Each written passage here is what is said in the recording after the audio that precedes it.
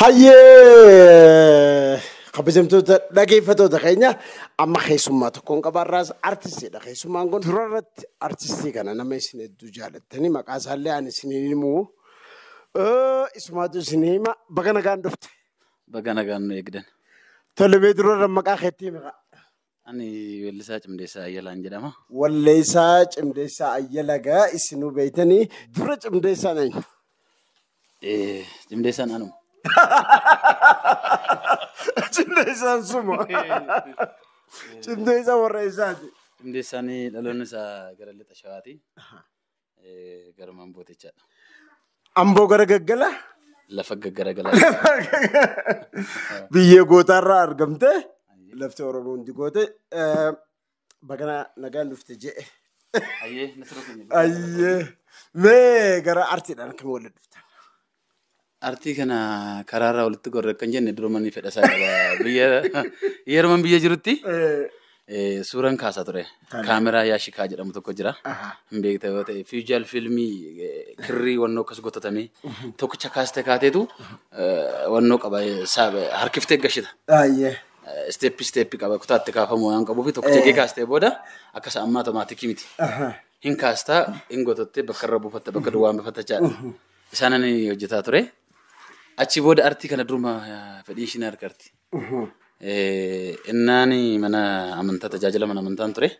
Amantaa kam? Ortodoksii jechaadha. Achi taa'eyyuu dhowwaadha isaan jedhanii dallarraan cabseetan sirba deemsa isaatii lamaaf adeemee Mazmuroo sirbitee mazmura hin baafne jechuun mana amantaa keessatti faarfataa turre malee. achi farfatte.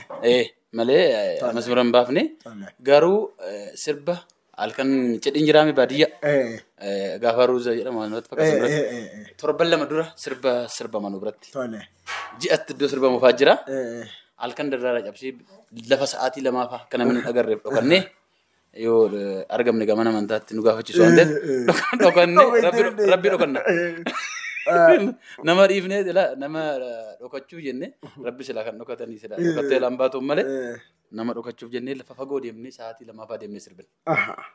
Fedhiin sun gaadurumaanii Ijoollummaa warra keessumatti yaadatta teebbii artiistii jedhamu tokko faan jiraame. Teebboota sana faa osoo sirbin eegaliin dura ispeesii wayii qabamti kaasitti gaafatte bakka sana faatti rikardi goona yaala irratti gaggeessaa jirte. Sagaleen jechaa jiru ifoorabda. Amma iddoo sirbaarra ga'utti bakka duwwaa sana gara dhumaarras gaafa ga'u kaasittiin kun marri kan hin bitadhee ittiin teebbii dhaggeeffadhu marri dhumaaf duubni isaan qabu sirba koo qaba. Sirbuma namaa sirba ofii uumee hin dandeenye gaaguusa baay'ee dhumaa miti sirbuma baadiyyaatti waliin taphannu aaduma isuma ittiin shaakala beekte. Yoo mana iddoo kana gaasa jedhu garuu fedhan qaba ture. Sababa tokkoon. Gaariidha mee harka dhaggeeffattoonnis yaadannoo sirboota keetirra qaban. Keessoo sirboota jaalalaa ajaa'ibaa kana dura TV'tti waliin dhiyaannee ture si gaafadheen ture seenota keeti moo sirboonni kun kajuu sirboonni kee baay'inaan kan wal ganuuti maali ni ganamte moo? Siin nama gada moo namaa si gada? Na ganuu. Siin barakatan? Naa barakachuu dida. Ati nama walitti na buusaa harkammoo. Naa sirbamoo naa maal tura?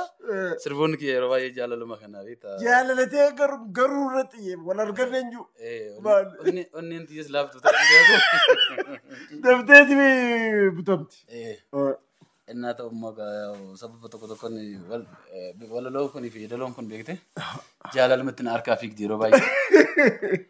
Mee tokko naa feeriiti amma deebinee dhimma walitti deebina. Gulantaa ulfinaa kan wajjin gadhaabne diigdee deemtaa jedhee hawaasiin shaakine. Gulantaa ulfinaa kan wajjin gadhaabne diigdee deemtaa jedhee hawaasiin shaakine. Ganama duraati waada siif seene otoo numaa beektu nasi malee hin qabne barbaadeetiin naabee kasirra naafaantu cubbuun himimmaan koo Duraati sirba kana akkamitti walalo feedaloon keeti moo? Walaloosaa namoota waliin hojjenne yeedaloosaa namatti na hojjete waama taatee madhugaa wannichi illee garuu egaa asuma ranciitii na baasifte baasifte miidiyaadhaan garuu viidiyoodhaan garuu baaseen beeku amma dhokottee jirta ife audioodhaan na baasifte reediyoo irratti na baasifte rakkoon qabu sababa kanaan hin hojjedhe an istiidiyoo kiyyatti TPLF namoota qabanii istiidiyoo kiyyatti ijoolleen istiidiyoo kiyya hojjetan istiidiyootti na waaman. An achi dhaquu gaafa inni deebi'ee jedhu namoonni kan bilbilan istiidiyoo kiyyatti ijoolleen qabamaniiru hin dhufinnaan jedhan. Sana booda maatii koo na bira jiraatu kanan fuudhee Finfinneedhaati baadiyyaatti galche. Akkasii waliin hin qabamu. Galchee egaa sana booda gara biyya alaa kutaan natti fakkaata.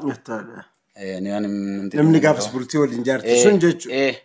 Biyya alaa kutanii qubba waliin qabnu ilmoo kiyya ilaaluu hin danda'u. Ilmoo kiyya ijoollee arguu hin danda'u na dhorkanii sababa hin beekamneef akkatti taa'anii turre. Yeroon booda yoo waan jedhu akkasaan iddoo biraa jiranii maatiinis egaa waan fedhe natti fakkaatu sababa inni waan kanarraa bilisa ta'uu hin danda'u waan ta'eef immoo mitti waan akkasii keessa jirta manaan hin jira. Sababa kanaatiin natti fakkaata kabarraa fagaanne.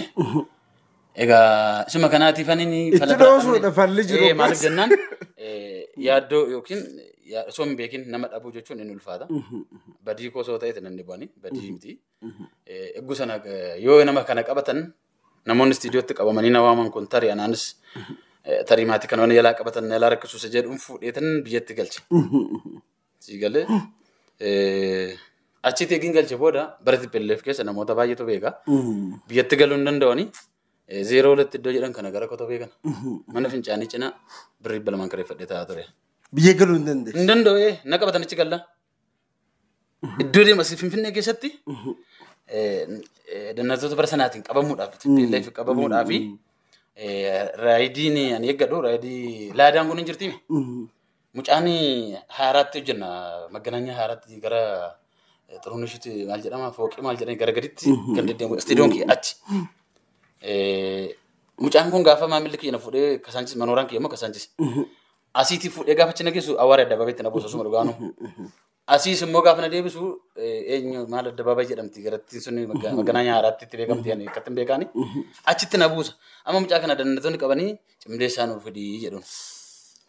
Rabbi isaa haa toluuti. Maamila kooti nan beeka garuu. Mucaa kana mana isaa hin beeku. Mana isaatiin nagee hin beeku. Innaan isin fuudhee deemus kasaanchis gaafa na geessu awwaara addabaabaatti isa buusaan. Gaafan as fidus asitti nan buusaan malee hin beeku jedheen. Bilbil ani yeroo sanayyuu inni bilbiladheen na fuudhuu dhufuuf.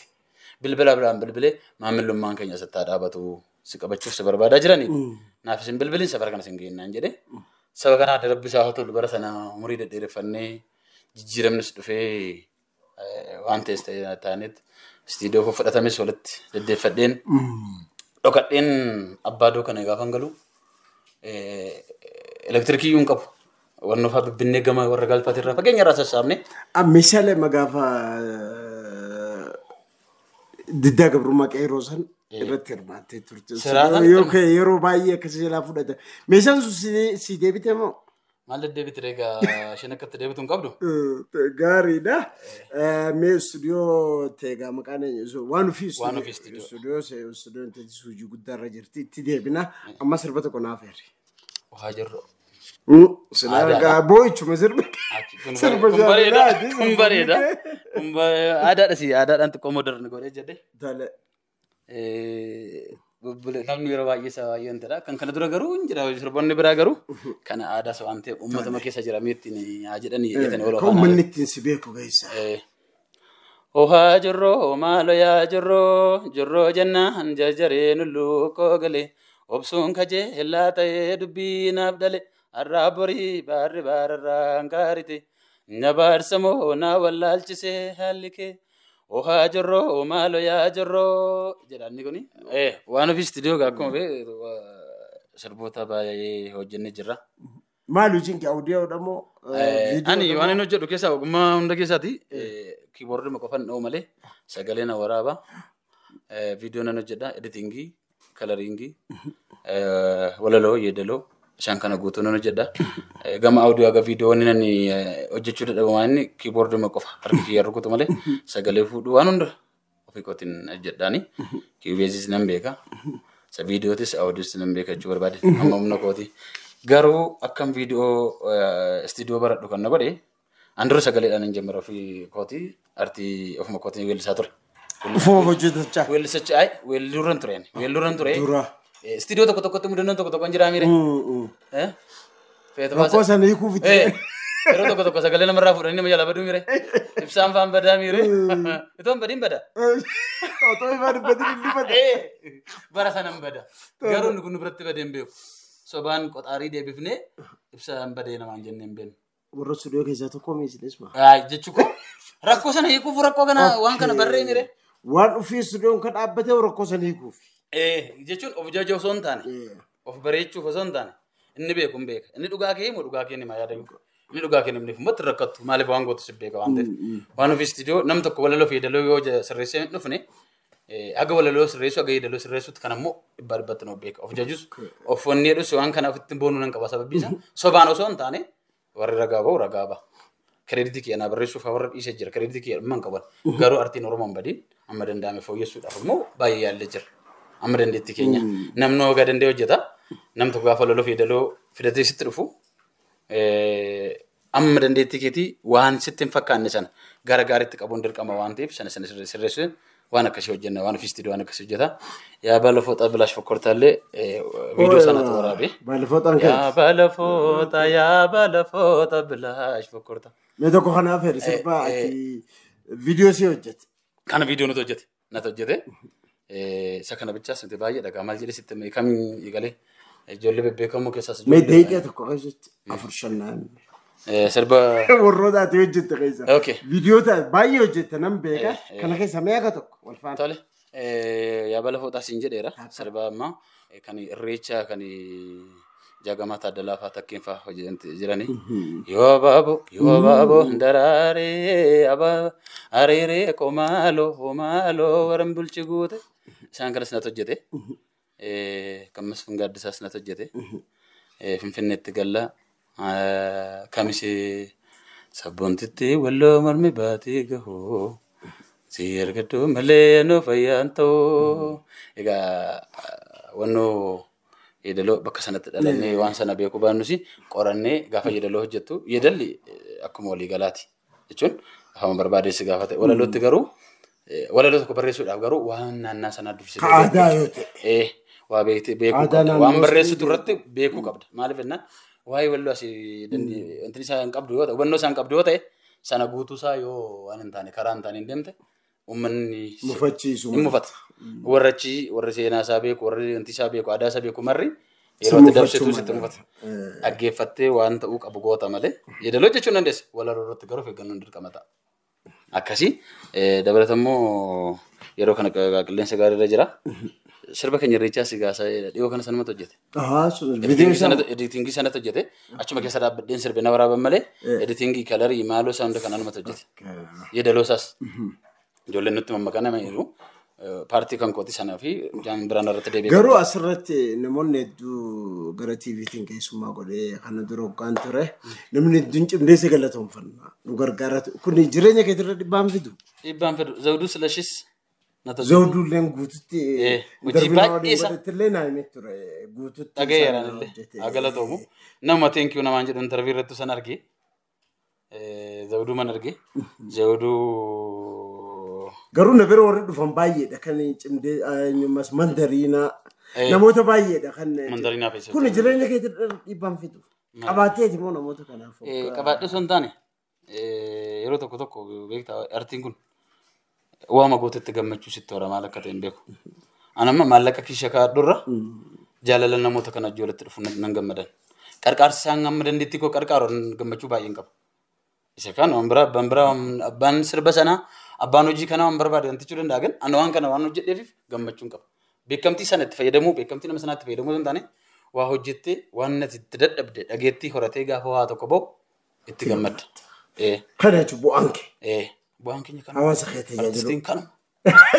Artistiin uummata qaba malee yoo uummanni cinaa isaa dhaabbate uummanni isaa wanti jedhe malee gammachuun inni qabu uummata isaa rakkoo uummata isaa baay'ee walaloo fi dheeloo gaafantu artiin koo gosa baay'ee rakkina keettiin ibsata gadda keettiin ibsata gammachuu keettiin ibsata mirga uummata keetiitti falmatti maal hin beekne kana akkamitti akka dhufnes geenye hin beeknaa miire isilleen itti gammachuu qabdanii mee sirba kee tokko masaa feereetii ni dhaamanna tole ammas jaalaluma silaa jaalalumaan beekamta Eni imbeta ga akkuma yeroo darbe viidiyoo qophii OBS irratti interview goote waliin shaggooyyee tokko illee yeroo darbe dhageesse sirboonnoo tokko moderni kan ta'e garuu baay'ee sirba sanallee sirba sayyoo audio kannetanii CV afeera Seer kambo malee. Kan namaati eeyyama egaa viidiyoo irratti akkuma isin jedhe TV irratti eeyyamsiifadheera. Maatii gaafattee mormiin hin dhufne amma onaatti iyyuu isaan ammas eeyyama maqaa eeyyaman jaamee yaadamu. Gara viidiyootti deemna jedheetan isaa abdii qaba ture. Yoo rabbi nu gargaare isas itti deemna. Ngoo gara ambohee barsiitti gara maajabaatanaatti. Ngoo gara ambohee barsiitti gara maajabaatanaatti. Nsidabuunnatti ulfaate samaa gara najjabaate. Nsidabuunnatti ulfaate samaa gara najjabaate. Ngoo takka fiteense kaabaa jalalee yoona iyyaamte. Ngoo takka fiteense kaabaa jalalee yoona iyyaamte. Sirbano guddise kaa sirba hayyee cimdeessa kan fuuldura stuudiyootti dhuftee kallattiidhaan uummata wajjin kan mari'attu haala kamijjeessinu ta'a. Arraaf wanni isin kaase wanni dhaammatu yoo jiraate. Uummanni Oromoo bakka jirtanitti baay'een isin jaalladha, baay'een isin kabaja. Jiraadha horaa bulaa of kala wal jaaladha laga wal ceesisaa karaa walitti hin cufiinaa karaa waliif banaa walin nyaatina walin nyaadha nuuf jiraadha isinin jaaladha isinin kabaja. Yoo isin nagaa argattan nagaa arganna uummanni keenya yoo nagaa argate nagaa arganna nagaa buusaa bakka jirtanitti nagaa uuma nagaadha jireenya Oromiyaa kan barbaachisus nagaan haa bu'u nagaan haa jiraatu biyyi keenya nagaa haa taatu Oromiyaan nagaa taatu maasii maatiin nagaa haa ta'u jennaga.